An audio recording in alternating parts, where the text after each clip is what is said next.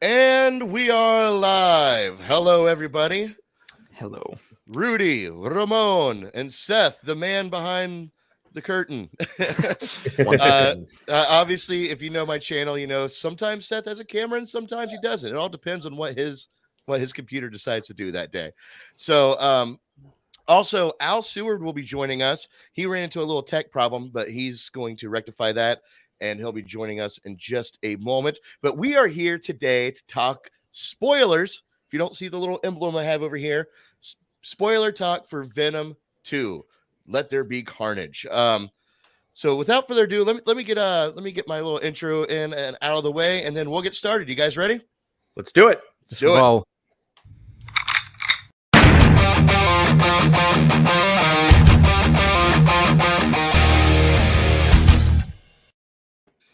All right, here we go. Again, spoiler talk for Venom 2. But before we get started, if we could, Rudy, if you could just, let everyone know, whoever's tuning in, where they can find you and what you do exactly. Sure. Hi, everybody. My name's Rudy with Rudy's Movie Reviews. I do, of course, movie reviews, retro reviews. I grew up in the 80s, so I have a passion for the classic films, and I love comic book films. I grew up in the 80s when all we had were those made-for-TV comic book films, so seeing the evolution of those films up to what we're getting now has been a wonderful journey. You can find me on YouTube. Just type in Rudy's Movie Reviews, and you'll see me there. Yep, and that link is also in the description below and all formats, so please head down there, give Rudy some love. Ramon. Buongiorno. My name's Ramon from Hit or Miss TV. Do films, trends, news, and reviews. On the weekends, I do stuff like stripping at Walmart and stuff like that. Nice. I'm just joking. It's just my humor. I'm sorry. Same sort of stuff as Rudy said. Lots of films and all that sort of stuff. I'm an 80s boy as well. Love the superhero movies, and I'm covering stuff like Doom Patrol and Titans at the moment every single Saturday. And Sundays, we're on Film Trigger right here. Yeah, right here. Every Sunday at 12:30 p.m. Eastern Standard Time. That's like 5:30 in your neck of the woods, right, Ramon? Yeah, that's it. By the way, Doom Patrol is like the greatest television show ever. I love Doom Patrol. Same. It is good. Seth, on the other hand, is not a big fan of it. By the way, for anybody just tuning in, Seth is the Spider-Man box below. Seth, Yep. You want to tell people where to find you, even though it's right here on this channel? But yeah. Well, you can find me on Film Triggers sometimes. So, yeah, that's where you can find me. The mysterious Seth, see? The mysterious Seth. Matt Sinsel. What's up, Matt? How you doing, buddy? Thanks for joining us. Seward will be here, hopefully, in just a little bit. He was here, but he kept getting into some tech problems. So we'll see. What time will tell. So again, I'm just going to reiterate this. I'm going to have this stream down the bottom. Spoiler talk. Yep. Nice. I don't want to hear no shit from anybody. You have been warned. So let's dive into what we like about this movie, because we're going to dive into what we like, what we're on the fence about, and what we don't like while giving our final grading at the end of this. And Rudy, I'm very curious. I know you have very strong opinions about this piece. Yes, this dumpster fire. Yes. Mm-hmm. Yes. So I'm very curious.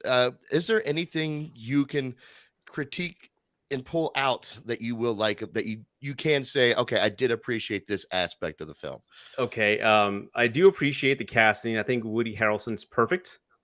I just think he needs a better script and a better director and an R rating to truly see Woody excel, because we know how crazy he can get. I think we've seen Natural Born Killers and how he can go. I think it's the perfect casting, and that's it. Yeah, I don't disagree with you on the perfect casting. I like when he was what's his name, Cletus Cassidy. Am I saying that right, Seth? Yes. Yep. I believe you are. Okay, cool. Because I messed it up the other day. When he's playing that character, he is very menacing. I could see where he's going, but the script behind that menacing figure just wasn't there for me. So I get what you're saying. It's just, if you had a better there's a lot of things that could have been better in this movie. That's all right. That's all I had. The CGI was okay, but I'll hold off. All right. All right. Yeah. CGI is what I'm on. I don't know if I'm on the fence about it or if I just don't like it yet, but Maybe I'll make that decision before I get to that segment. Ramon, what do you like about Venom? I think 2? it's the best superhero movie we've ever had. No. Sorry, you want me to be serious, man? I'm sorry. I'm being an idiot. You know what I'm like. I apologize. What do I like about it? Honestly, same as Rudy said, I love Woody Harrelson. I think he's a phenomenal actor. He wasn't given enough to do. Do you remember when I was joking about it yesterday or the day before about the trailer? When it was, I don't know why it sticks in my head, that scene of I've missed you so much, like that crazy eyes Woody. That's Woody. I want to see that guy. And we never got that on screen as much as we should have done. The only other thing I would say that I really liked is I loved the music. That intro theme tune was just the nuts. Like, the music, you know what I'm like. I love like soundtracks and stuff. So like, the music was very rock and rolly, like very kind of metally. I really enjoyed that. Kind of threw me for a loop when they played like a rap hit at the end of it, because it didn't match the any tone in that movie at all. It threw me off. Same thing. Like, and I'll have to have a watch. I'll have to watch back again the first Venom if that theme song is it the same from the first one? I don't know. I just remember the theme song at the beginning of it really stood out to me. It just had that.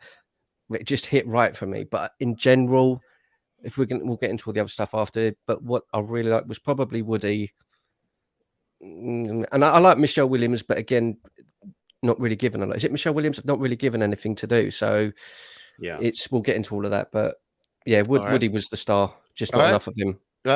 So far, we're all in agreement here about Woody Harrelson. Seth, what did you like about this movie?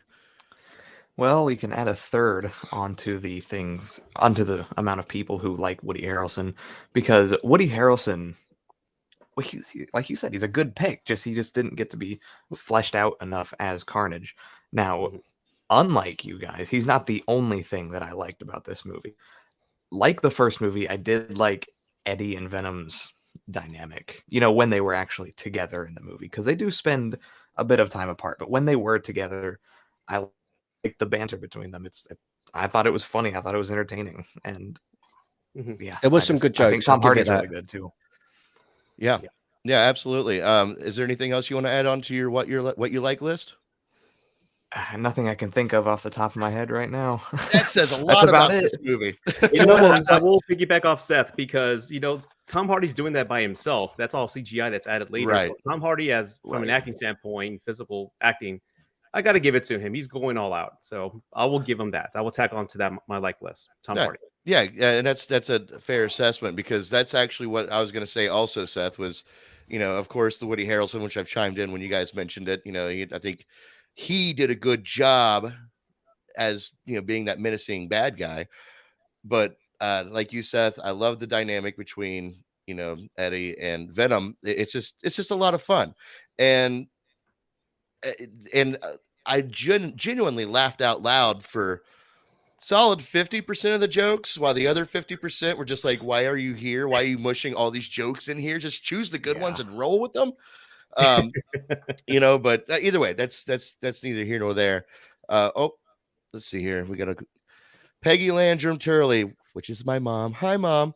Wish you could see Seth, but it's good to hear all of you.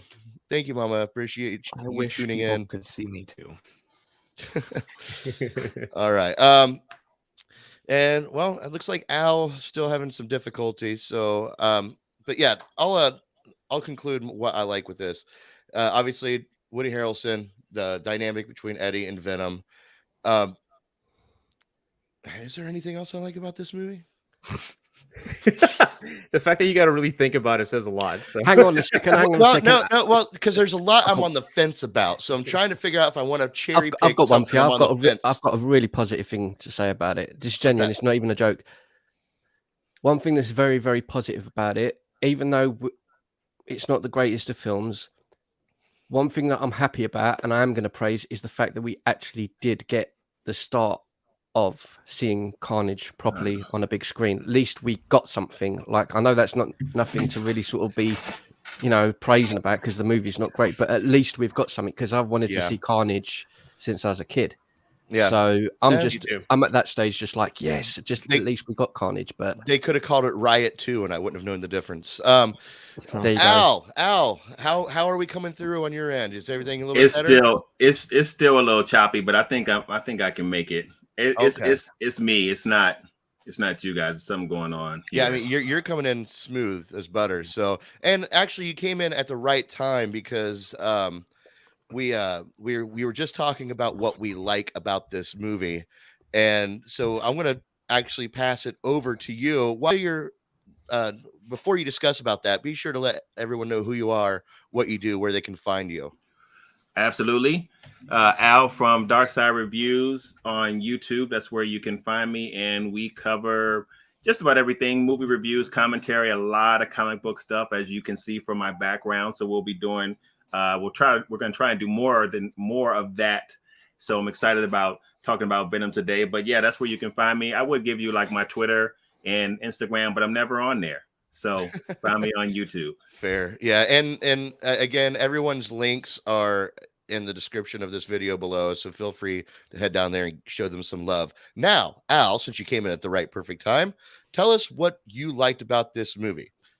So I thought in general, it was entertaining. That's really what I liked about it. And I felt like in terms of story, it was pretty focused enough in that we got the primary story between Eddie Brock and Venom. And I enjoyed the fact that we did not get bogged down with a lot of other side stories and even character developments of some of the other characters, even Carnage. I know a lot of people would have liked to have kind of dug into his character a little more, but I felt like it was a focused enough story for the film and really just looking at that relationship between those two.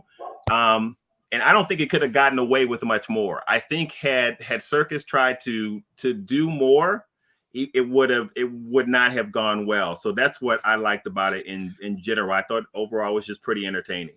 I actually 100% agree with you to an extent. I think you're correct. If they would have added more to this, it just would have been a bigger shit show than it was. But I was telling Seth yesterday, or maybe Seth and Ramon in the drive-by news, that I feel like that this movie should have gotten the like, let's film one big movie and split it into two. You know, that way we could really flesh out, you know, the Carnage story and give people give him the respect that he deserves. You know, it's Venom's main dude. Like it's his main bad guy, the person that he fights. Our arch enemy is the word I'm looking for. And we never really got that. We got something that he looked like Carnage.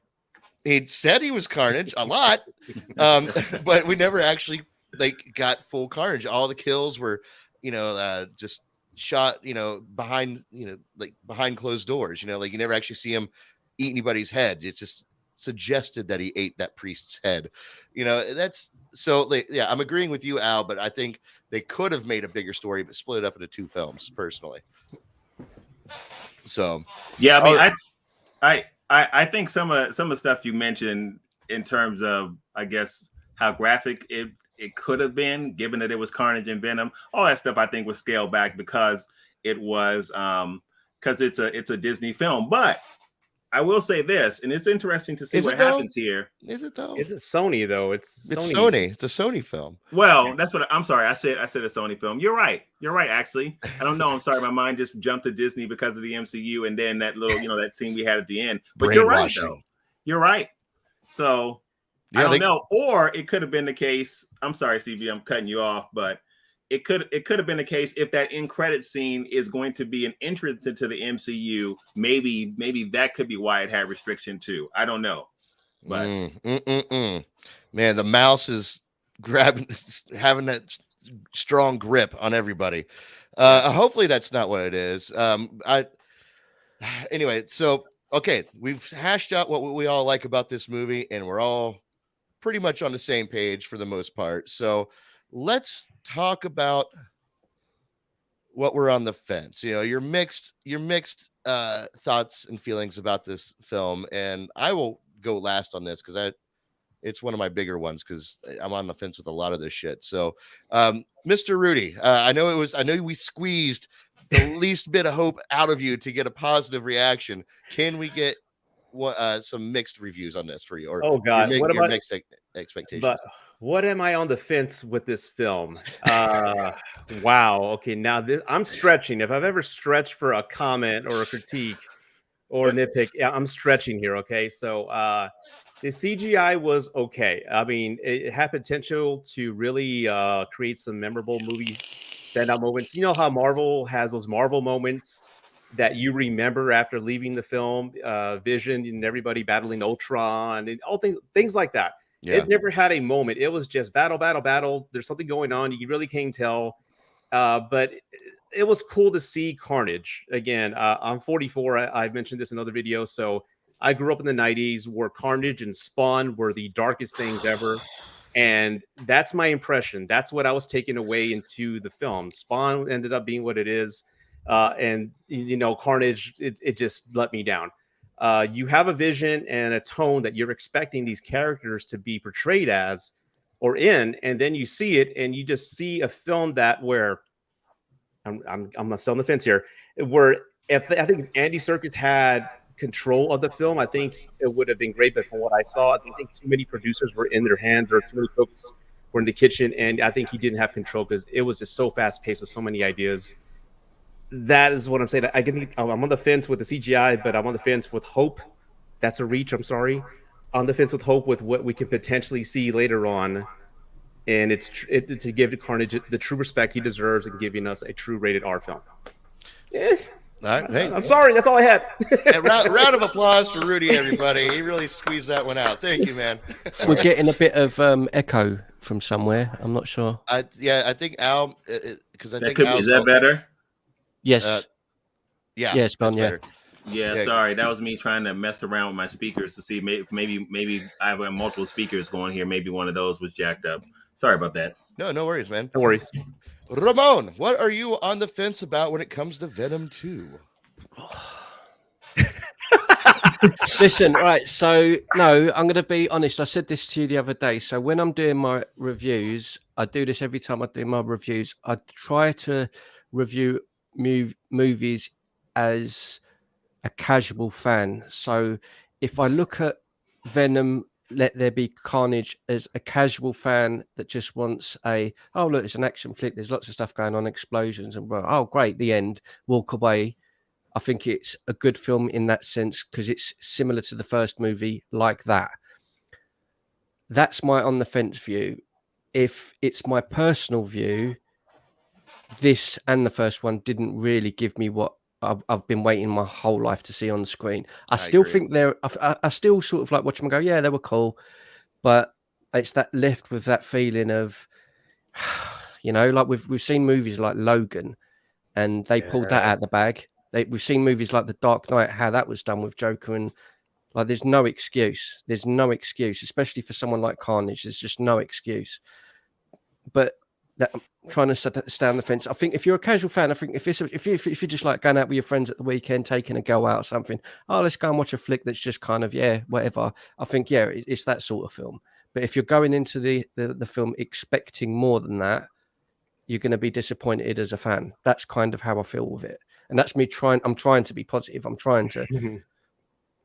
Dude, I'm trying. No, that's what we're here for, man. I feel you. This is I group, really do. This is group therapy. It is. We're all here. We're all in this together, fellas. Mr. Seth Draven, what are you on the fence when it comes to Venom 2? I think with the what I like thing, I should have specified Woody Harrelson's performance. Carnage as a character, on the fence about it, like completely. Just like what about it makes you put him on what you're on the fence about? It's just the fact that they told his full story, or this version's full story, in 90 minutes, less than 90 minutes. Well, he gets the symbiote halfway through the movie, and then he's dead at the end, and also. You brought this up already, the action scenes, you know, like every time I was watching a Carnage action scene, I'd be like, wow, this is so cool. I'd be like, now imagine if it was rated R. We could Yeah. see him actually biting the heads off and like ripping people in half. And like, the only on-screen deaths that we see are him like strangling people or like throwing them into a wall, and everything else is off-screen. Like, it's not as exciting as it could be, and it's Or as it should be. as it should be. Yeah. Yeah, and that's what It was Ramon was saying. That's why he was on the fence about it, just because he's on the fence. It's okay because he can shut his brain down and enjoy a popcorn flick. And it's Right. Seth. To be honest, it's what Seth said in his review when you guys were in the car, and he said, "Look, you've got to like look at it and switch your brain off." And that's kind of what I do with certain films now, because I've learned from when I watched the Mortal Kombat movie. I saw the first 10 minutes and I was like, yo, we're going to get like the proper origin stories of Scorpion. It's going to go into hell. You're going to see how he transforms. It's going to be like that kind of samurai thing. Yeah, we got catfished into that one. Yeah, and it's Yeah. so I've kind of got that with, so I have to switch my brain off because I know what I want to see with Venom. I know what I wanted to see with the Spawn movie that came out before, and we were talking about that the other day. Sorry, it's just passionate. All right, Mr. Al Seward. Now, I feel like you're gonna have a little bit more for this one because you gave it a higher grading, which we'll find out. I did, but I think there were two things that I was kind of on the fence about. I thought that for the most part, Woody, I'm thinking about Cheers. I think Harrelson's performance was pretty good, but not consistently great at times. Yeah. And I also had a problem with I guess Screech being in there. I understand that she was really a device to kind of level him out and be and create that conflict between his character and Carnage. But I didn't really like how they used her. Now that it might be consistent with what's in the comic books. Honestly, I did not read a lot of Venom and Carnage stuff, but so maybe it should be there based on that. But I didn't really like how they used her. I'm kind of on the fence about that. I think it worked. I think it was effective, but it wasn't great. So fair enough. And I'm going to piggyback with that, saying that I'm on the fence with Woody Harrelson, or as Cletus Cassidy and Carnage being one character, that symbiote relationship that they have. I felt like they should have had, and again, I don't read the comics, so I don't really know what their actual relationships are in those comics, but I was looking for, the yin and the yang, Venom and Eddie being the yin and Carnage and Cletus being the yang. Like, they're two opposites, but they're the same in the same right. I was expecting that same dynamic between Cletus and Carnage, and I felt like we never got that at all. And they explain that in the film. They're like, oh well, they're not compatible. Yeah. Well, why aren't they? They're supposed to be compatible. That's their thing, right? Am I wrong with? I don't know. Again, I don't read the comics. You're right. Okay. So yeah, it just seemed like a good excuse to make us be okay with Carnage dying. And also backing what you said, with Woody Harrelson's performance, I did like his performance. I thought he was very menacing. What I didn't like was his aesthetic, the way his costume design, his hair changes. Like, I just did not jump on board with any of this stuff. It was such low-hanging fruit of how, like, well, he's Carnage, so let's put him in a fiery Hawaiian shirt. I'm gonna get that shirt, bro. Dude, yes, dude, I will buy that shirt and have it sent to your house so you can wear it on Drive-By News every week. But it just seemed like low-hanging fruit of trying to, like, ooh, this is what a cheesy bad guy would wear, so we're gonna put him in this costume. But again, that weighed out with Woody Harrelson's performance as Cletus. It was that's why I'm on the fence about it. Like, I saw the potential. I wish that so this kind of leads in, and I know that he doesn't make all the decisions, but this kind of leads into me not being excited about Andy Serkis directing this. And I know that some people, you're 100% with you, man. Yeah. Yep. You actually, I mean, did you take a copy of my notes? Because that's I said it. I mean, I said it in my own review. I wasn't excited about it, but I didn't I didn't like what he did with Mowgli, and I've said before, I don't. From what I've seen him do so far, I don't think he's that good of a director. I think he's a great actor, but I don't think he's that good of a director. Well, see, I disagree with you a little bit here because I actually did like Mowgli. Okay. I loved his interpretation of that Jungle Book story. But at the same time, like, so I got excited when I heard, okay, this is the king of motion capture. He's going to be in a motion capture themed movie. This should be good. Plus, he kind of has this darker mindset. That's what Mowgli told me. Like, he has a dark way of wanting to tell a story. I never got that. This could have been directed by Joe Schmo. It doesn't matter. Like, it was a copy and paste of the original, and that just shocked me 100%. So, like, I don't even know if I'm on the fence with it. I'm just so confused by Andy Serkis being a big part, his name being a big part of this movie, and now I'm beginning to like question why. And if he's directing future movies, why should I be excited about that when you're just going to give me more of the same? Right. And that's so. Yeah, Andy Serkis. That's a big disappointment for me. There's so much you can really say. It's the same thing when you look at him, and to bounce off what Al said. Was it Screech, the lady that was in it? It's when I look at that and she turned up. Do you know what I was thinking all the way through the movie was Spider-Man 3. It's like, let's throw in Sandman, let's throw in Venom, let's throw in this person, and it felt like that story should have been told, but that should have been held back for another movie because I did like the dynamic, but I like the dynamic between Carnage and her, and it's like he's got to save her, and that in itself you can't do that totally. He, like Seth said, he doesn't become Carnage till halfway through the movie. Then you've got that story to tell. Then you've got the Venom and Carnage stories, and it's like you're trying to cram in so much, and it just, to me, that's one of the main reasons it didn't hit. It was like, we're making one movie, let's try and get everything in. We've got all these ideas, throw it all in, and I think for me, it was just a bit too much all at once. Yeah, it was. As I said, it should have been a 2-part film. And as much as like Screech's character just felt like, okay, well, we need, someone who can just randomly make noises to make these symbiotes freak out. Because even though I love the lady, I love the lady who plays her. I loved her in Pirates of the Caribbean as Calypso. She's nuts. I love the roles that she chooses. With that being said, we have a comment here. Logical Robot says, "Love the movie pace. Love the movie pacing was." Okay, maybe it's love the movie. Pacing was too much at times. Felt a lot like the scenes got cut. Venom rave scene was so random. Was hoping he would hop on a mic. Andy Serkis played a little too safe. Safe is definitely a way to put that. Thank you, Logical Robot, for chiming in. That was done. Sorry, but that was done due to a specific political things putting that in the film. That was blatantly on the table, like, oh, you're going to do the movie, right? We've got to have something in that's inclusive for everyone to put in the film. That's what it felt like. But it didn't.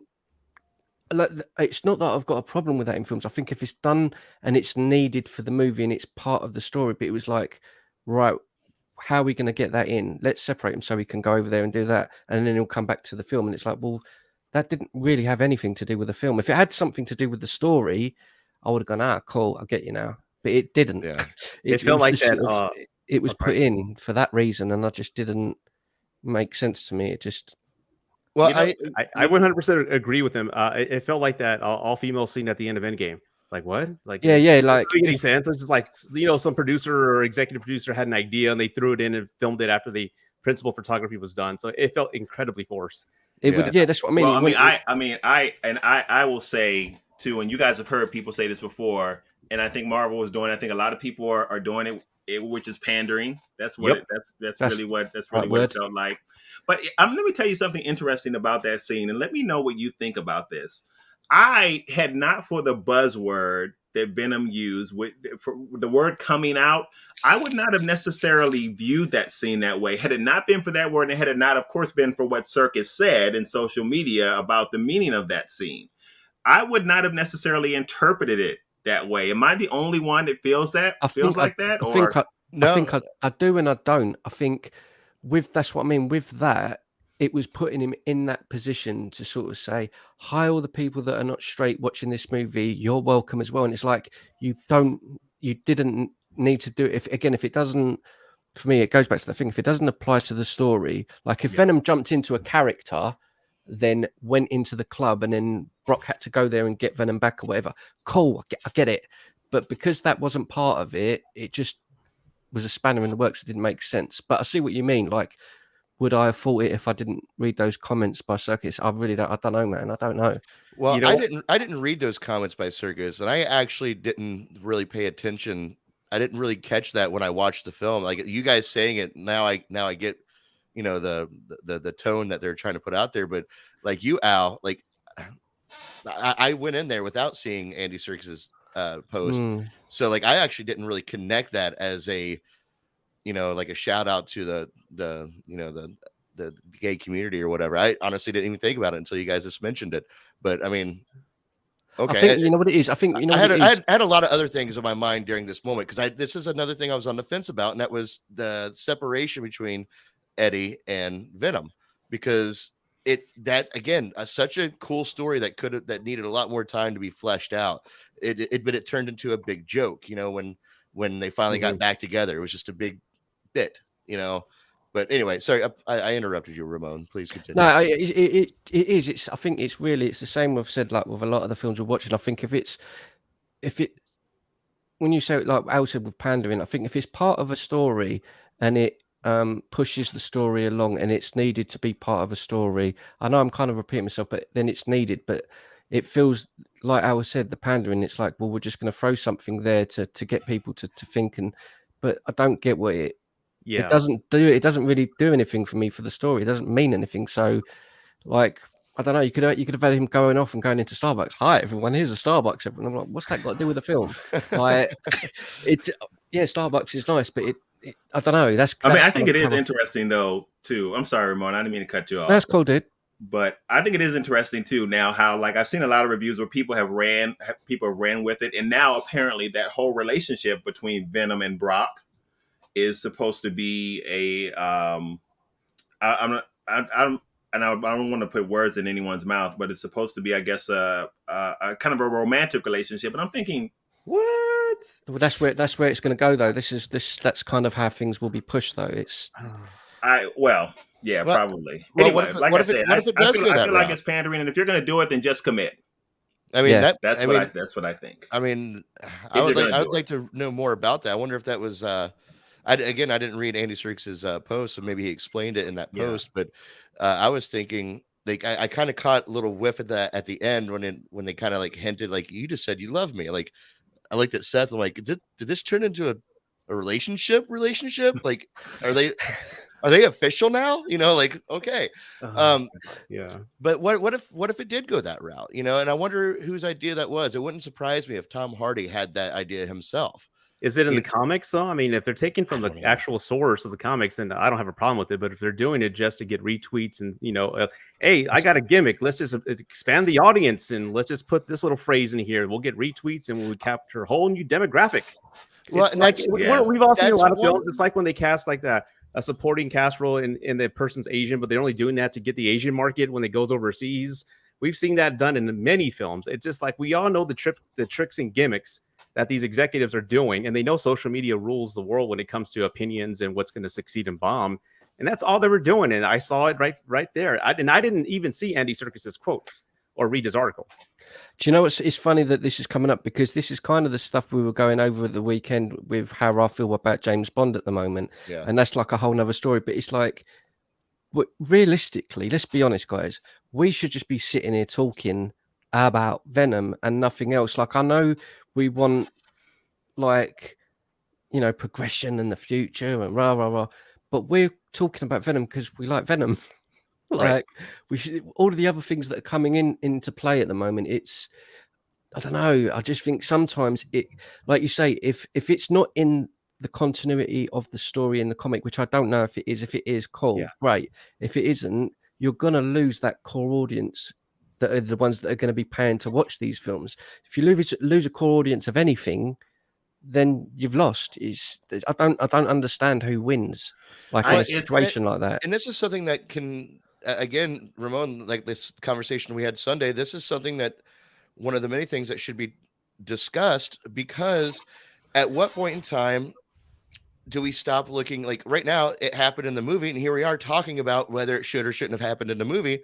At what point in time are we just going to be okay with, just letting characters be what they want them to be and however they want them to evolve? That's why I was very curious to see if like Tom Hardy came up with this idea, because then it wouldn't play into, the studio just wanting to be all inclusive. It would be an actual, one of the creatives' ideas to be like, well, I actually do want to take this character in a different way.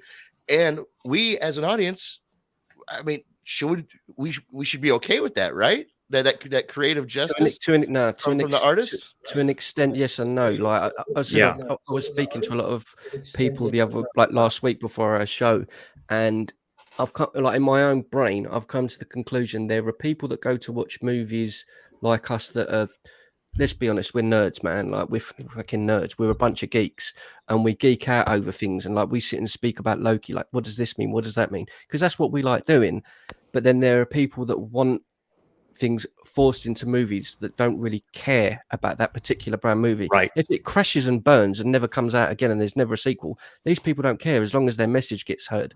And to me, that's the wrong sort of thing to be pushing in films. The priority for me, and always for me, is if the film is a good story. That's all I care about. Like I don't care. I do think though. I do think it's a fine line when you're talking about a comic book movie, because I think this is my personal thought as a comic book reader and a fan, like a lot of us are, either through movies or maybe both. I do think that you have to, when you are creating a comic book film, for example, if we like this past weekend, we just saw Justice League. We saw Snyder's vision of it.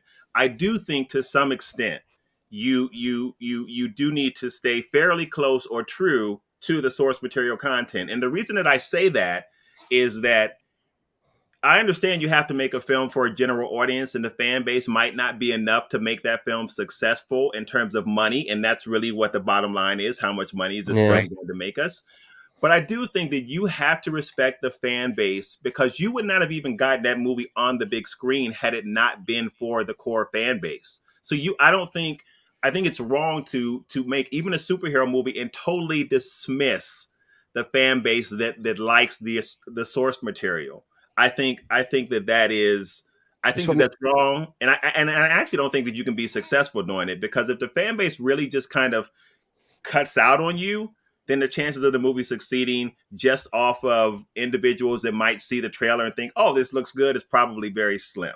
So I feel like you. Forgive me if I'm rambling, you guys, but I feel like you're 100%, man. 100%. You make perfect sense. It actually, I can kind of mirror this thought in a different way. Evil Dead. People like Evil Dead, the Bruce Campbell movies.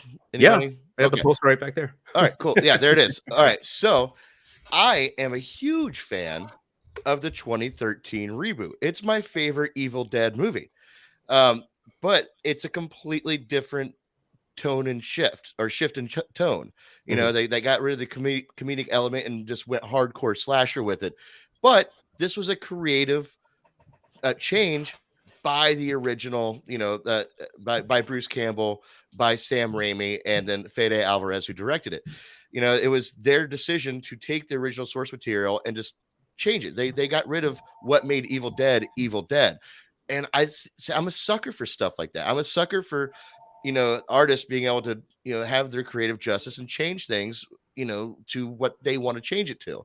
That's why, maybe this whole relationship between Eddie and Venom, if that's what that's going to be, I'm very curious to see where that idea came from. Was it a studio decision of making everybody all inclusive, or was this an artist decision because he just thought that's where this character should go? That's something that it's a very, very difficult line, isn't it, with all of this? Because like we're all talking about it, and there was someone else. What was the film the other day? Someone said this. Oh, The Bodyguard is getting remade, isn't it? Yeah. And they're saying that they want the whole cast to be Latino because they've not had a Latino full cast. And it's like, well, I don't get it. Just make a new film then. That's completely different. As a Latino, I reject that movie. I don't want to. Yeah. Why is it got to be the body? I love The Bodyguard. Like Whitney in that is amazing. Like, but it's kind of. It goes back over the same things we're saying. If things need to stick to a source material, because if you do lose that, you don't have anything. You just don't have anything.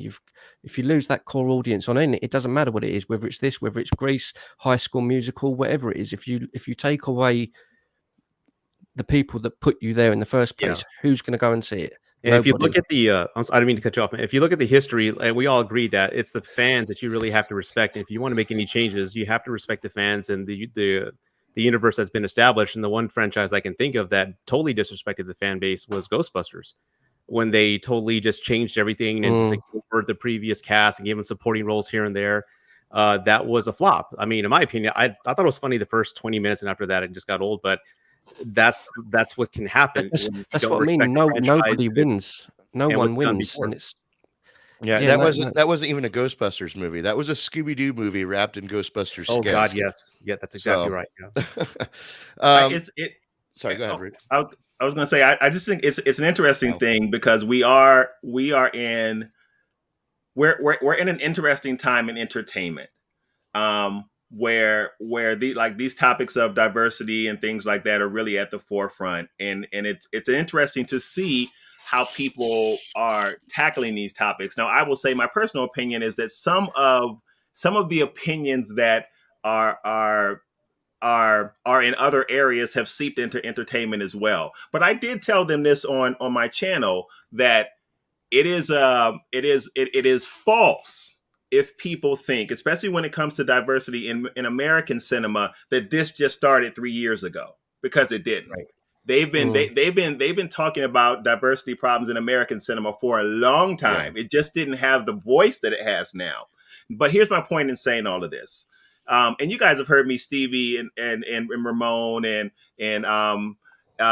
you guys have heard this. Rudy, I don't think you've ever heard me kind of share my point of view on this. I always think diversity is a good thing. And I think diversity, especially in American cinema, is a good thing. Now, there are some things that I don't want to see changed, just because I'm a fan of the way that they are. But I do think diversity in front of and behind the camera is a really good thing. And I share with Stevie and Ramon, Rudy, the reason for that is, number one, you get exposure to talent. That you may not have had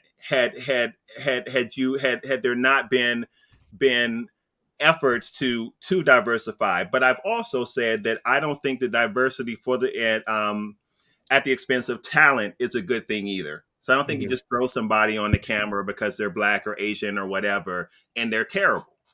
Right. So yeah. It's difficult times. It's difficult times, and I think the reason I come off when I say things, I have to be careful how I word things, because I don't word things necessarily the right way. Because, like I've said to Stevie on the channel before, like the way we speak to each other here in the UK is very different to how you speak to each other over there. Like when I was on the channel last week speaking about James Bond, I was like, "Oh, there's a black girl in it," whereas in America you might say that differently. Do you see what I mean? Right. And I think as long as it goes back to the same thing with me. I don't care who's in what film, as long as it sticks to the roots of what that story is. If T'Challa is in Black Panther, well, T'Challa has to be black because he's Black Panther. That's the core part of the story. If it's just someone else that's in the movie, but I don't care who's in it, as long as it's the best person for the role. That's all I care about. Because again, it goes back to that same thing. Without the best people, the best screenwriters, whoever it is, the best producers, the best director, whoever's best for the role, the movie ain't a success. They lose, we lose, and no one gets. That's kind of where I am with it. If I can piggyback off of Al's point, I totally agree with diversity and all that. I remember there's movies that really force it, and you can tell they really couldn't come up with a good narrative to place it. But there's two examples I can think of. It's like after I left Shazam. Somebody had mentioned it was the most diverse cast ever. I'm like, oh, that's right. I didn't even think about that, because all the kids were adoptive and it made sense within the story narrative. So like, that's absolutely right. I didn't even see it. And the second one, with all the reboots and soft reboots, the one franchise, and I say this with all my heart, that did it right by putting an African American behind the lens and on the screen as a lead role, and did it right by honoring the previous films, was Creed. They did it right. Yeah, that's one of my favorites. Yeah. And it's so well written, taking what was already established and making a new universe with what's been made.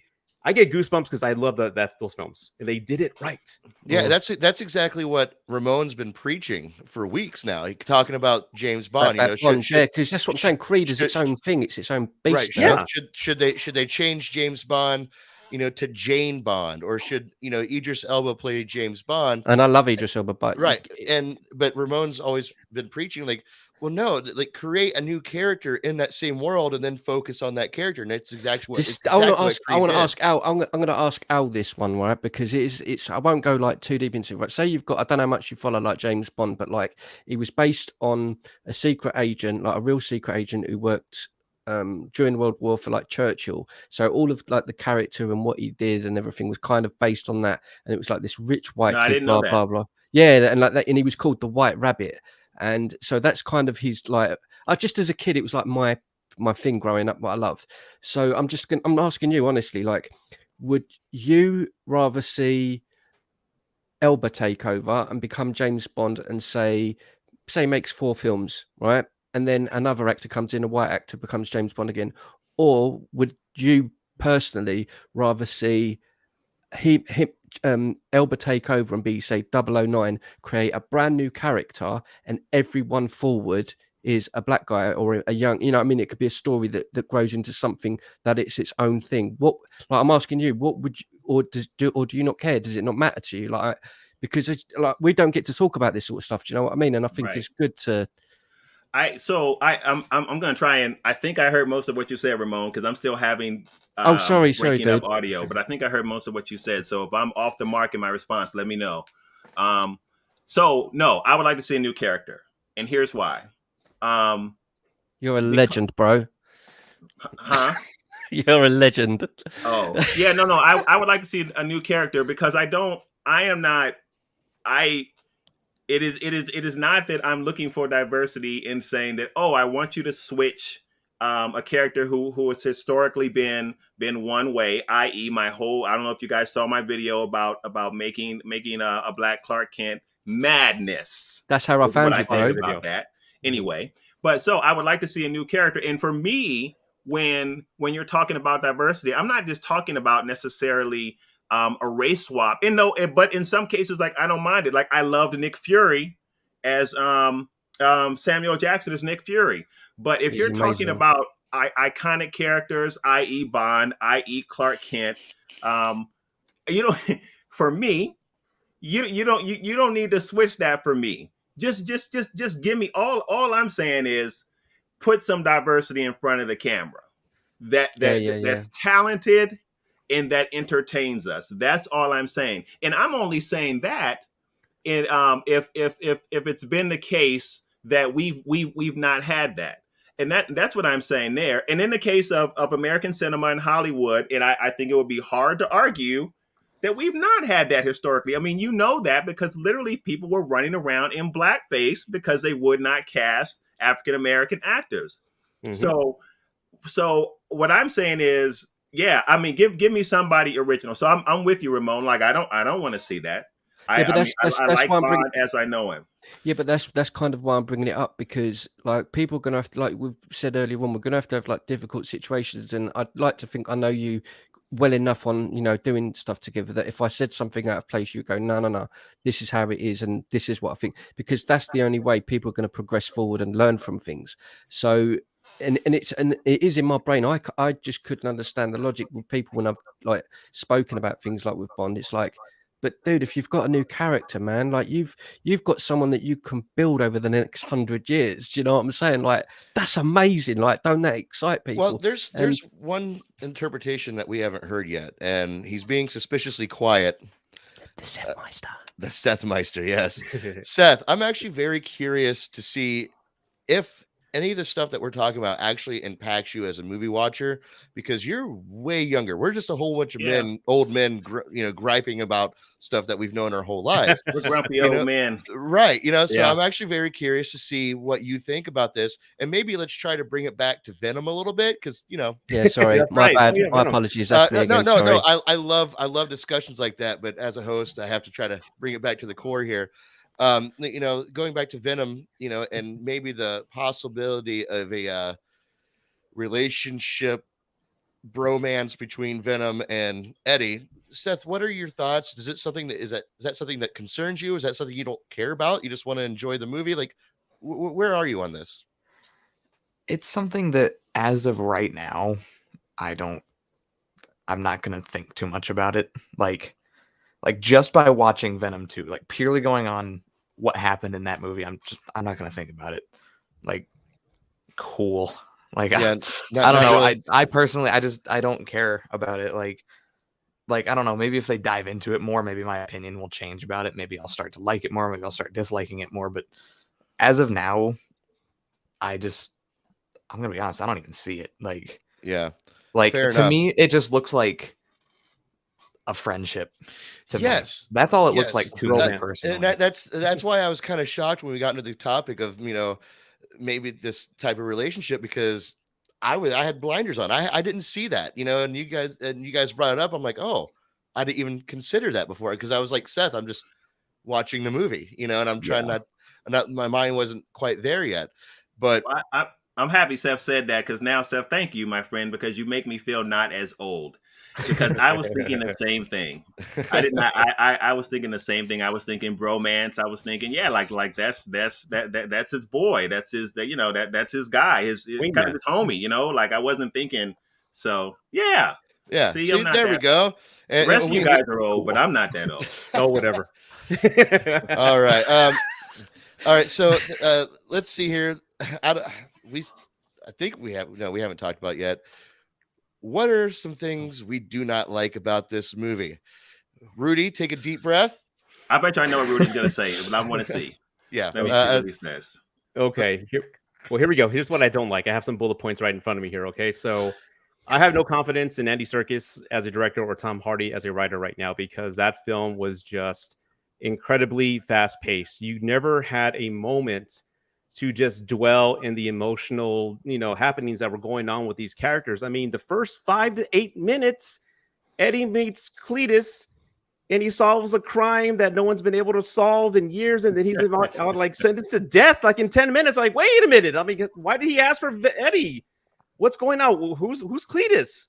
Like, I didn't give a damn that he got sentenced to death. I'm like, okay, I know about him than the characters, but anybody walking into the film, they don't know Jack. They just see news headlines. And that's kind of like showing without showing. I hate that. That's a cheap exposition ploy that a lot of films do. Is these ads, that's on the bulletin board, all these headlines. It's like, come on, we need more than that. So I didn't give a damn about Cletus or what was going on. It was like a breakneck pace. And then with Shriek, who was casted by Naomi Harris, I love her in 28 Days Later as Selena. She's such a great actress. And she's wasted with Shriek. And when she shows up and her power, everybody knew what she was going to be doing at the end of the film. I mean, it only makes sense. And it just ran too fast. You never had time to even care about Cletus. At the end, he's given exposition about his abuse. I think if they had led or spent like 5 minutes of his childhood at the beginning and then see where he ended up, we as audience members would have had more sympathy for him. Like, oh man, he had a messed up childhood, but he ended up where he's at. The best comic book films have a wonderful villain. And if you don't give a damn about the villain, you don't give a damn about the film or the whole obstacle, the whole journey of the film. And I didn't give a damn about Carnage. And I respect him. I mean, I grew up playing Maximum Carnage in the 90s on the Super NES. That had more blood, more story than this damn film.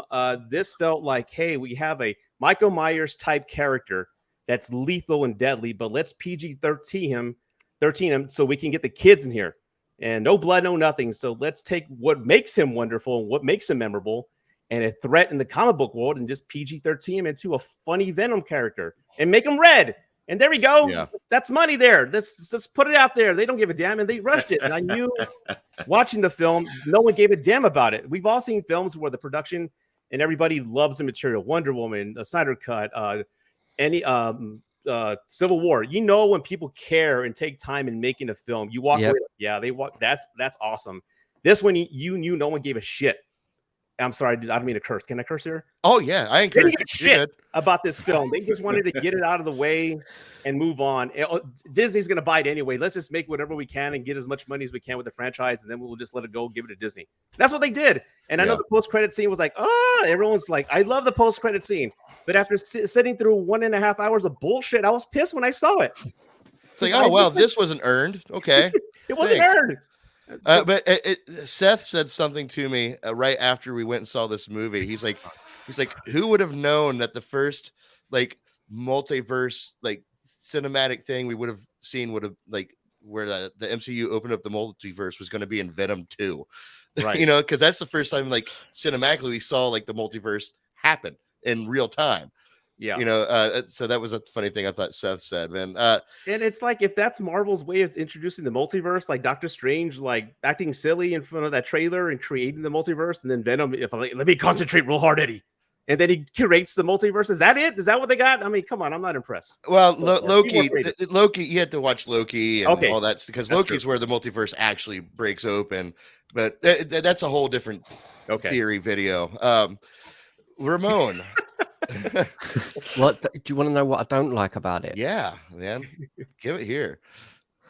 I think the CGI was terrible. That's just, I know that's harsh to say, but the reason I'm saying that is I don't think there's no excuse. I just don't think there's no excuse. Sony is a multi-billion corporation, and that you know, when he changes "We Are Venom," and it looks like that was made like PlayStation 2 era. That's not good enough. Like, that's me being harsh, but then not really, because these films make £800 million and stuff like that, or $800 million.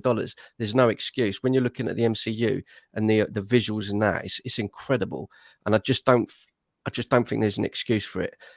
The other thing with the CGI, I know might upset people, but I get the same feeling as I did when I watched the first movie. When Carnage and Venom fight, reminds me when Venom and Riot were fighting.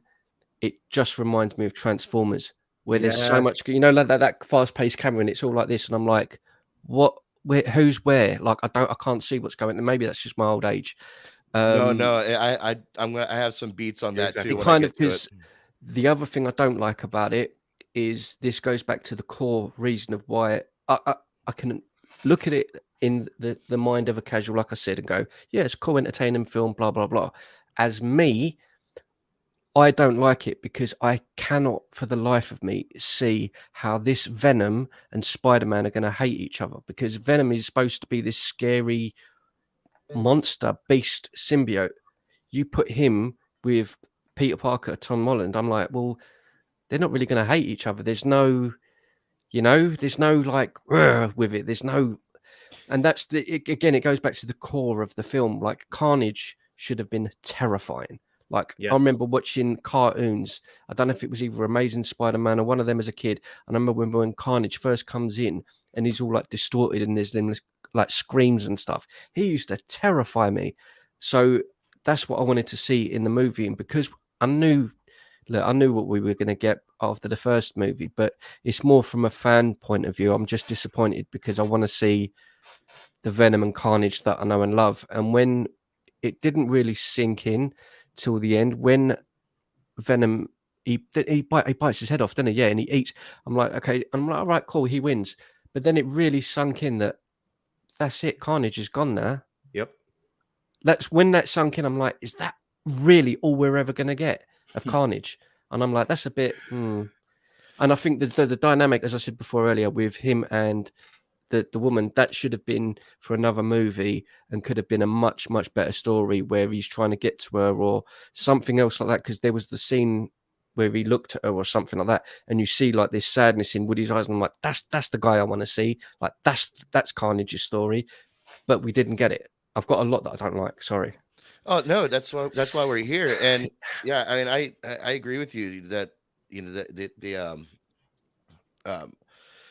the whole Venom and Spider-Man thing is going to be very interesting to see how they flesh that out. Yeah. One like theory, one idea, one different route they could have taken was maybe tell the story in such a way that this whole breakup that him and Eddie had, instead of rekindling that, maybe that should have been, you know, pushed even more to the limits to where Venom actually becomes an angry person by the end of this movie and hates Eddie, and now he's attracted to Makes know, sense. Tom Holland Spider-Man. Okay, that's called storytelling, and that would have been a nice route to go. There I was listening to, what happens next? I was like, oh, that sounds all right.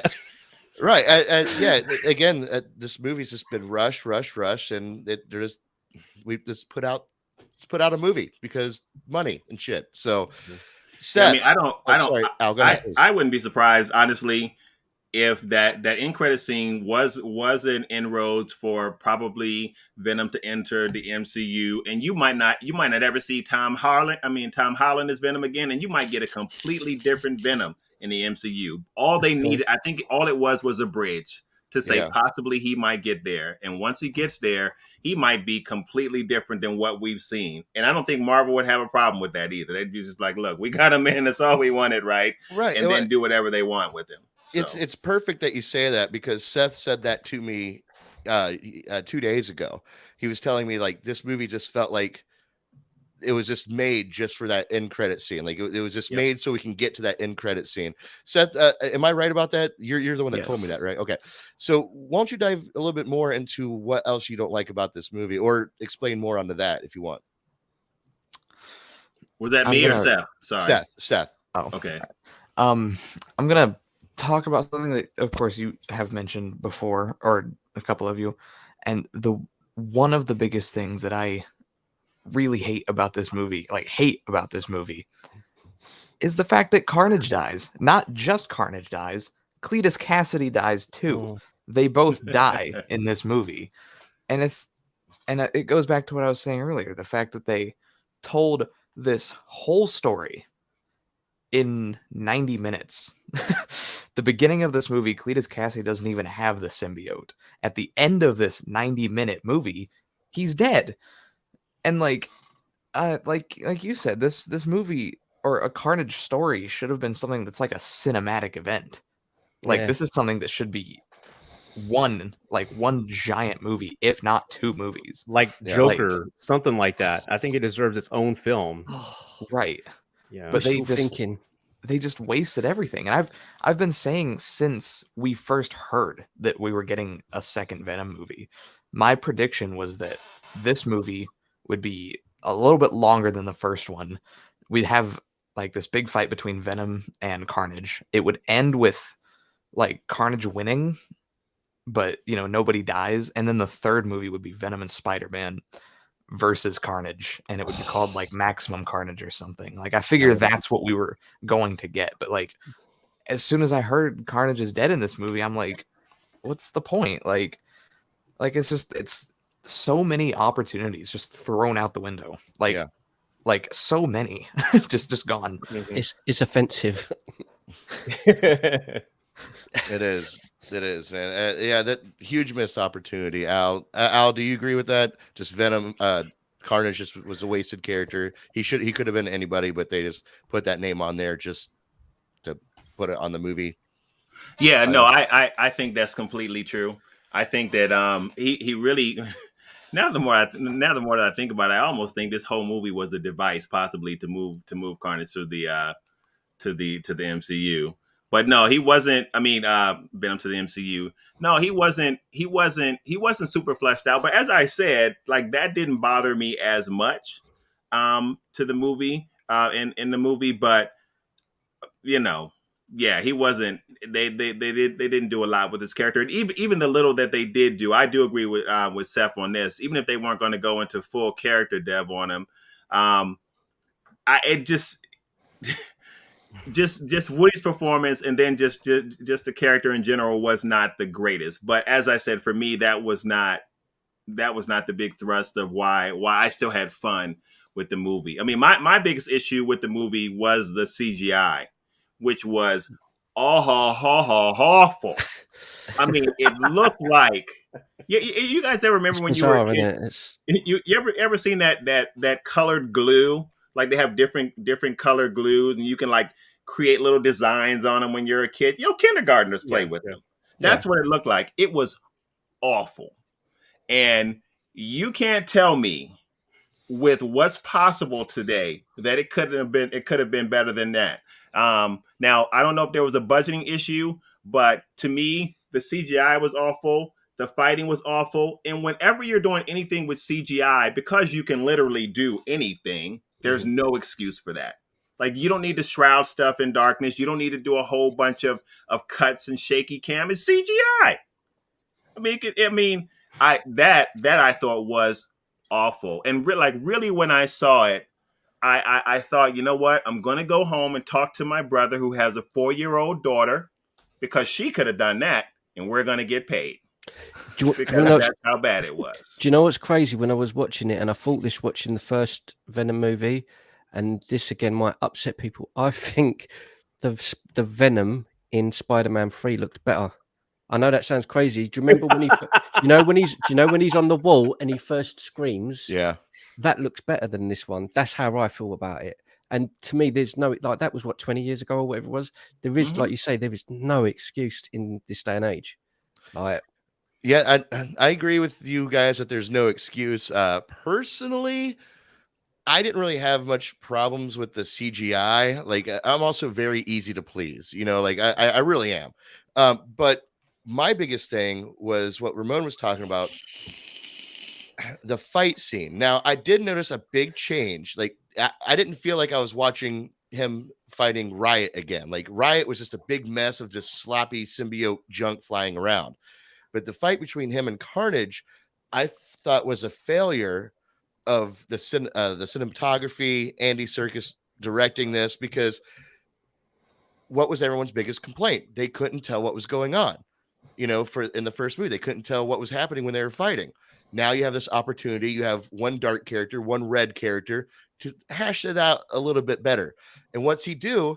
He puts them in the church for the final boss battle, where each side of the church is backlit by the moon or a light outside. So all you get is just these shadows. All you see are shadows because they're nothing but backlit.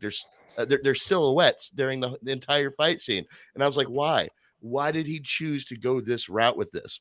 You know, and so I do blame Andy Serkis with that, at least the final boss battle, of it looking so bad. Like, if they would have just put a whole bunch of lights on it and maybe highlighted, you know, the characters, you know, details, and then cool, that's exactly what we would have wanted.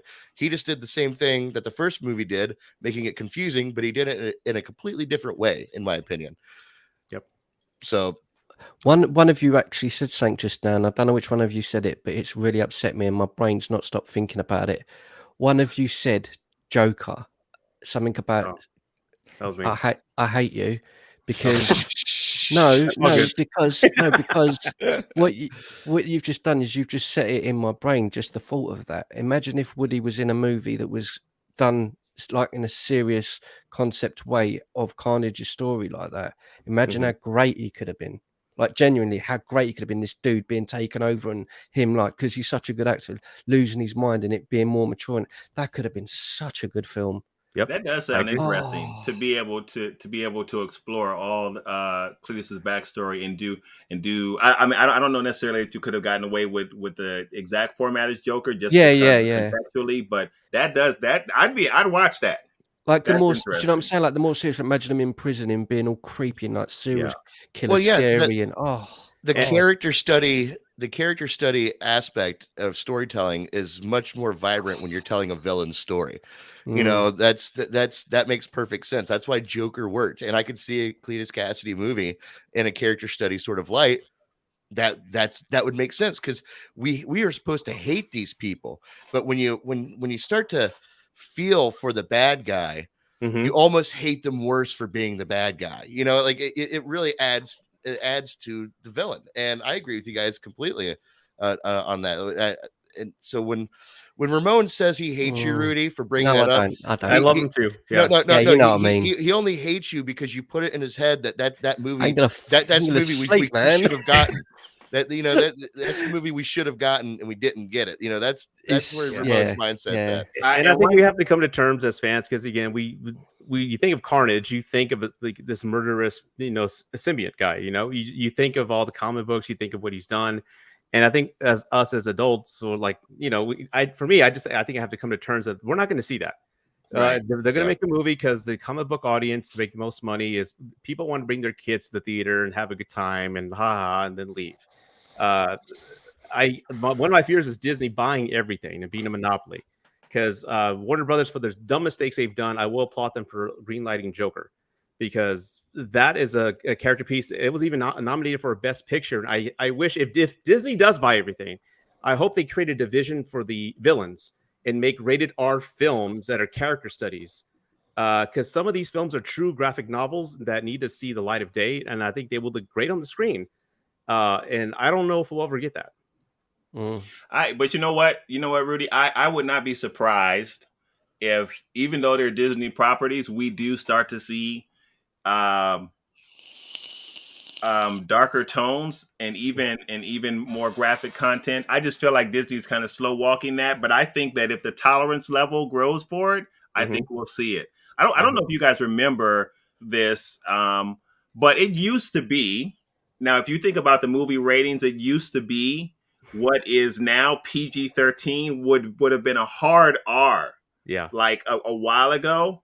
Yeah. And literally they started to slow walk the rating systems such that now hard R's are PG-13s. Yep. And I think that same type of thing is very possible with Marvel movies, notwithstanding what you said, Rudy, about them still trying to, I guess, maximize their profits by still making them children's films and things like that. But I feel like we're moving towards that kind of thing. And if we get to the point where you know the PG-13s are people literally seeing them getting their head bitten off and brains spilling out all over the place, I think that's what's going to happen. I think what is now RR will soon enough become our PG-13. That's what I think.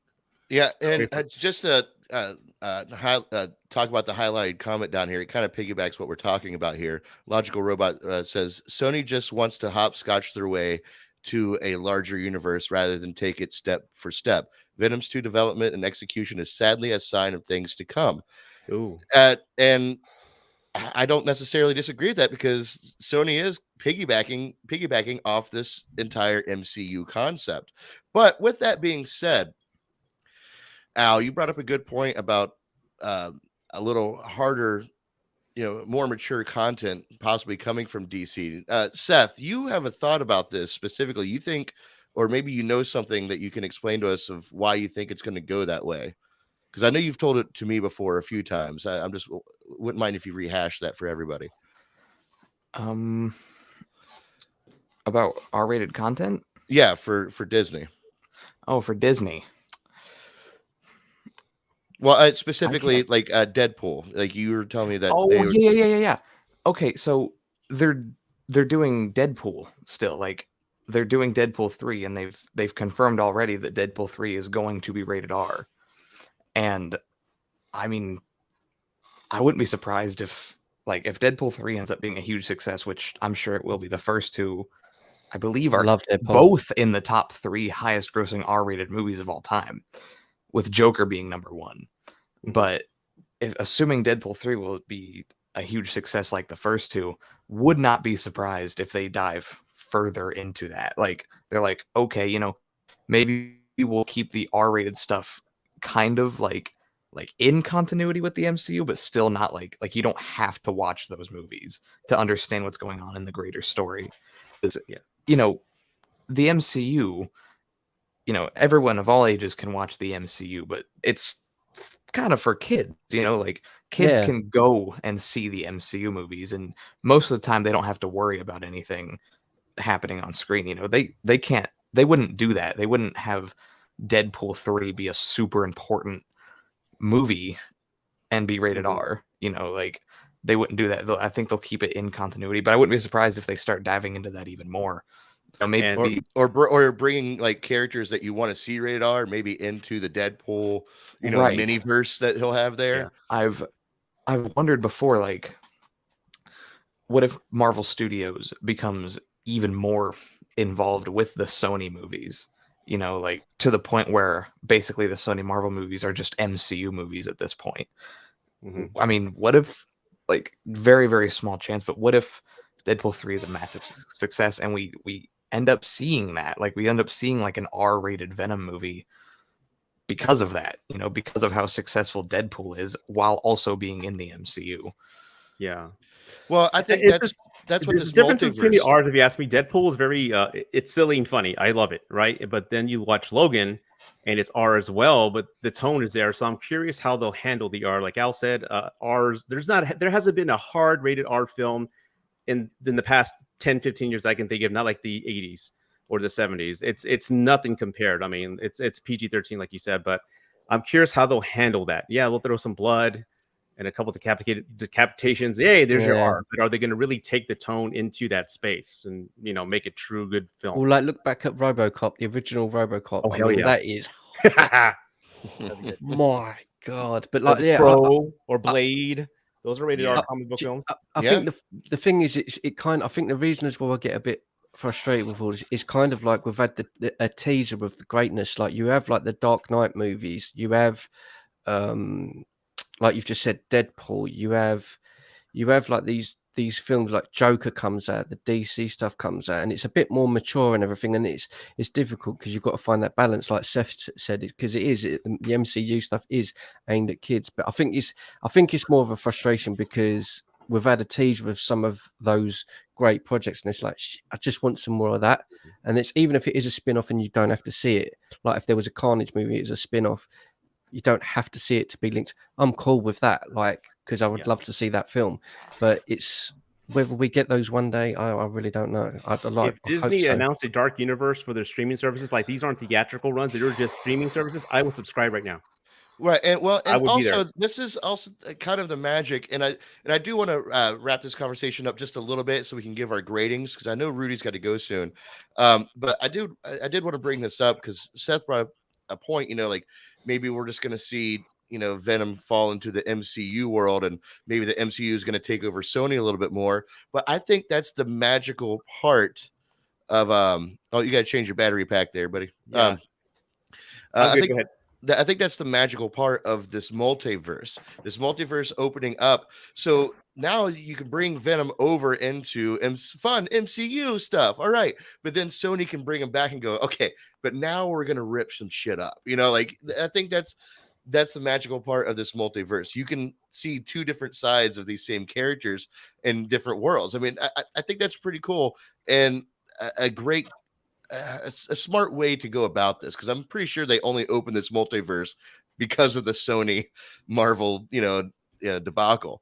But that's just my opinion. Maybe wishful thinking, because I always try to hope for the best, Can I just quickly say something? Are we focusing too much like on the rating? Like, obviously, I would love to see like a hardcore, scary Carnage and everything else, but isn't it just maybe, I don't know, isn't it just down to the team behind it? Because what we've mentioned before, we all go to it like Infinity War, Civil War, the Winter Soldier. They're not what were they rated? They're not high rate, like adult ratings, they're kids ratings, but they're great films because of the writing and everything behind it. And I think that's kind of what it is. I think the rating's important because I do want to see that, but there was still no excuse. These should have still been great. They could have still been great films. I 100% agree with you. I just think we're using the rating term as just a generalization of darker content. At least that's probably how I'm using it. But I agree. We don't need a hard R, for everything. Right. With that being said, since Rudy's got to take off here in about 8 minutes or so, I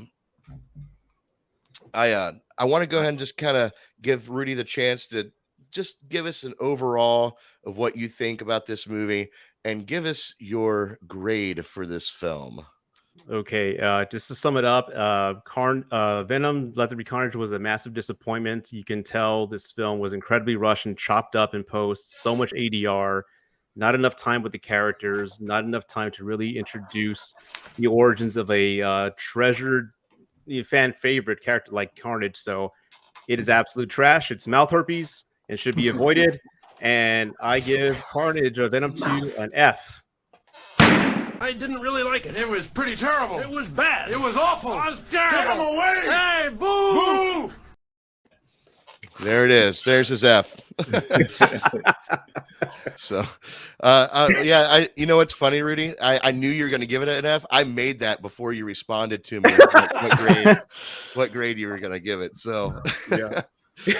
Oh man. Well, Rudy, whenever you need to take off, just say goodbye, and that's cool. I just want to make sure we got your voice. Okay. I got 5 more minutes. I want to hear everybody else's rating. All right, Ramon, give us your overall on So this I'm movie. just trying to contain myself from laughing. That was a good one. Overall rating for Venom. Well, yeah, Let yeah. There Be Your overall Carnage. opinion and then your rating. Yeah. If you're a casual fan of films and you like something very, very light-hearted, or if you enjoy watching, I don't know, paint dry, you'll think this is a really, really entertaining movie. I'm joking. I'm joking. No, I don't know. No, I'm joking. I'm joking. I'm joking.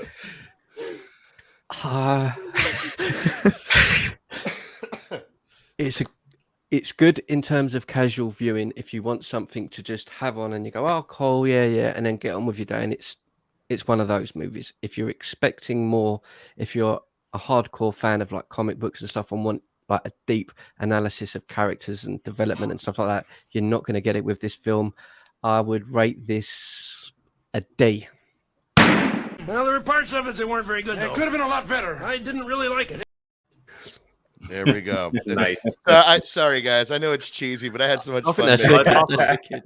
Is that from the Muppets? Yeah, it's the two. The Two guys, critics. two men. Yeah, yeah. every well, I stole that concept from my own movie reviews. They do that at the end of every movie review of where I put it. So, Oh, All right. I gotta steal that. That's cool. That's good. all Isn't right, all right, Seth. Your overall interpretation of the movie and your grades, please, sir. I would be surprised if I end up with the highest grade here because though I have, well, I mean, we'll see. Though I have my obvious complaints about it, I enjoyed the movie. You know, like I got what I wanted from it, and that was what the first one gave me. The funny dynamic between Eddie and Venom, and though I would have liked to have seen the more serious side of things, I'm glad that they kind of stuck with what they did in the first movie. So I'm gonna give it a C+. Oh, it was great. Well, it was pretty good. Well, it wasn't bad. Well, there were parts of it that weren't very good, It though. could have been a lot better. All right, C+. All right, cool. Al, So I think you and Seth are in actually a very similar realm of thinking here. yeah, we're not too far apart. I mean, I obviously you guys heard the problems that I had with the film, but as a whole, I enjoyed the story. I thought that it was funny. It was a light ride. I wasn't expecting a whole bunch out of it, and I especially enjoyed it. And maybe this elevated it because I thought one was absolutely horrible. So I do think, especially in relationship to one, this one was better. I had fun. I enjoyed it, so I gave it a B-. Bravo! I loved that. Oh, it was great. Well, it was pretty good. Yeah. All right. See, Seth, you didn't have the highest Thought grade. for sure I'd have the highest grade. Yeah. Thought for sure. Now this is gonna leave me to me. So I kind of on the fence with everyone's interpretation of this. Like I could watch this movie, shut my brain down, and have a good time, but being the type of movie watcher that I am, I know I'm not going to do that always. And there's lots of little nitpicky things. Like Hot Takes for Nerds brought this up earlier, which quick shout out to Chandler Langley on that channel. You know, the one thing he didn't get was the problem with Carnage is that both of them were not symbiotically connected. Why does it work with Venom and everyone he's attached to? Nitpicking, but so my point is that's one of my biggest problems with this movie was Carnage and Cletus Cassidy's not connecting. It just didn't work. But I do see the fun in this movie, and I think I went into it with my expectations already lowered from the first movie, so it didn't really stray away too far from what I was expecting. So with that being said, I gave this a little bit higher grade than I think I would have otherwise. But the Andy Serkis being a disappointment, Tom Hardy, helping writing was a disappointment, and the overall cinematography of the movie just was not where it should be. That's why I gave it a C-. Well, there were parts of it that weren't very good, though. It could have been a lot better. I didn't really like it. So, All yep, right. there it is. There's our thoughts, everybody. Yeah. So, what now? what are you guys doing? No, well, so I wanted to invite you guys. I don't know if you have seen it or not, but I'm gonna go live and talk about Squid Game on Sunday of next week. I'm on episode 4. So I've just seen episode 2. Oh, I've never seen it. I haven't Yeah, I haven't so- seen it yet. Oh, I well, haven't you know seen what? it Good. either. Then you get a heads up. So you have trust me, Stevie. It's an easy binge. Matter of fact, don't watch it right before work or you'll get fired because you won't go in. What time is that on Sunday? So next week, I'll put something out too, but it'll be next week at 7:30 Eastern Standard Time. And I'll send out links. You guys are welcome. I'm gonna put up a video up on the channel today, but it's really kind of just a quick non-spoiler analysis because I really want to get into it next week. But I don't know how many of you all have seen it, but when I tell you, for me anyway, that there's so much in terms of thematically to examine in Squid Game, a lot. And plus I'm not even sure how to put it, but I kind of like the Korean sensibility in terms of their movie making, and I like their storytelling. I think it's pretty unique. Yeah. Now, a lot of stuff is zombie based, but this isn't. But people were talking about Squid Game, and I finally finished it yesterday, and I was like, oh, sweet mercy, this is fantastic. So I don't know if you all seen it or have. Ramon, you were responding like you've seen it. Right. I started watching it earlier today, literally before this, and I don't obviously want to give away spoilers for those that have not seen it, so I won't. All I'll say that you two might understand is I found the first episode very generic because it's like a lot of other things that are like that storyline. From the second episode, it kind of flipped it on its head, and I was like, I didn't expect this. And then I finished episode 2, and I was like, right, end of episode 2, and I was like, crap, I've got to go and do this. And so I'm jumping straight back on it after this for episode 3. It's cool, man. It's really, really cool. Have you seen it, Rudy? I'm on episode 4, and no spoilers, but one thing I will say, what I love about foreign films, and I think they always do better than American films, is they really spend a lot of time with the characters. And when the games start, you understand where everybody's coming from. And I love that because you're emotionally tied to the story. So I love it so far, and that's all I'll say. Yeah, I won't. I mean, so I won't spoil it. One thing I will say, and we can talk about this more next week, is they use. I don't know if you guys like writers use it a lot, and directors do too. They use a I think they call it like a head hopping perspective, which I really like. So you don't have, like in a lot of American films, you kind of get what some people might classify as a God's eye perspective or a bird's eye perspective, and you're sitting outside of the story, so you can see everything globally of what's going on in a film. So a lot of times stuff that's happening that the characters within the movie don't know. And one of the things that I do like about this film or this series is that you are exploring all of this stuff with them. There's so much you don't know. So I'll say is this, is that Rudy, you're at 4. Ramon, I think you're about to go to 3.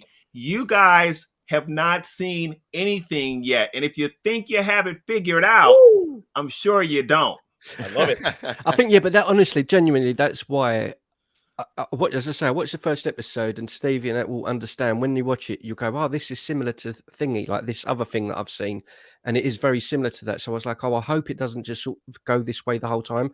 And when episode 2 starts, it's completely not what I thought it was, and that's why I'm intrigued now, because I thought, right, they've actually, it's like us when we're all sitting here talking, we have an idea for Venom, and Seth will say, oh yeah, but what if he did this, what if he did that? That's a good idea. And it's like the writers actually, instead of just doing a generic thing, they've actually thought about, like you've just said, all the different characters, all the different angles, and I'm like, now I'm excited because I want to know, and I'm jumping on this straight after. Hey, Stevie, I got to jump off already, but all right, everybody. Rudy, thank you so much for coming on, brother. Take it easy, man. Take care. Take it easy, buddy. So you haven't seen this, Stevie. No. Seth, have you seen any of them? I have not. I've heard of it, and I know it's very, very popular at the moment, but I have not watched anything of it yet. And I honestly, right now, I don't really plan to, but I don't know, if people keep talking about it as much as they do, then maybe I'll get around to checking it out. Yeah, it's really good. Sorry, Stevie, go ahead. Oh no, I was just gonna say I still have like stockpile of Titan and Doom Patrol to catch up on.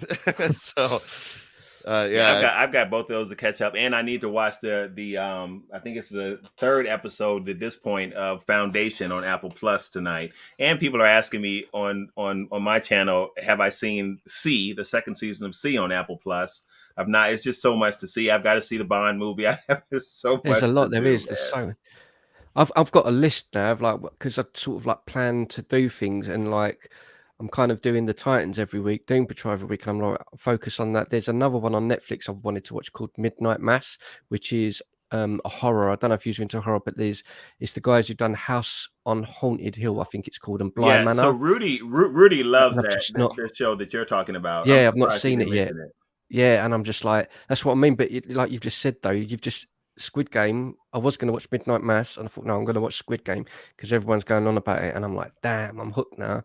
And by next week, like you say, there'll be another 2 or 3 things, and I'm just finding the time to do it all. Yeah, finding the time is always fun. That's why I like doing the live stream stuff. You know, it gets we can all talk about whatever we want to talk about, especially with the drive-by news on Sundays and stuff like that. Like getting caught up in all this stuff and just chatting at the virtual water cooler, pretty much. With that being said, I wanted to thank you guys so much for coming on and discussing Venom, Let There Be Carnage, spoiler talks. I love listening to everybody's thoughts, interpretations.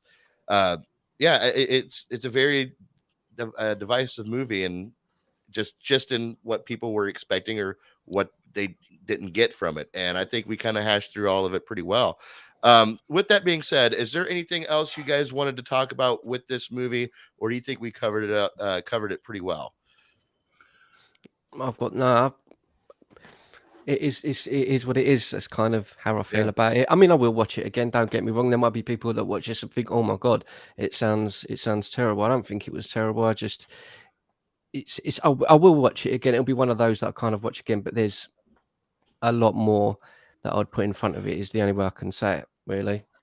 Yeah, I mean, I would not. I had fun with it. It was fun at the time. The rewatch value for it for me is not that high. Yeah. So I probably wouldn't watch again. I certainly wouldn't buy it, but it was fun. Yeah, I'm right there with you in that aspect. Like I'm sure I'll probably have it on at one point in time or another again. But just like the first Venom movie, like I think that's only happened like once or twice before, where I've actually tried to put it on and it ended up just becoming ambient background noise for whatever I was doing. So, all right. Well, gentlemen, with that being said, I'm going to close out here. If you could, anybody who's watching, please check out all these gentlemen on their own respective channels. They all the links to Ramon and Hit or Miss TV. His link to his channel is down below. Same with Al Seward and Dark Side Reviews and Rudy of Rudy's Movie Reviews. All those links you can find it in the description below. Anybody who wants to chat afterwards, I'm going to have everybody leave the screen, but I'll bring you back if you still wanted to just do a little after show banter.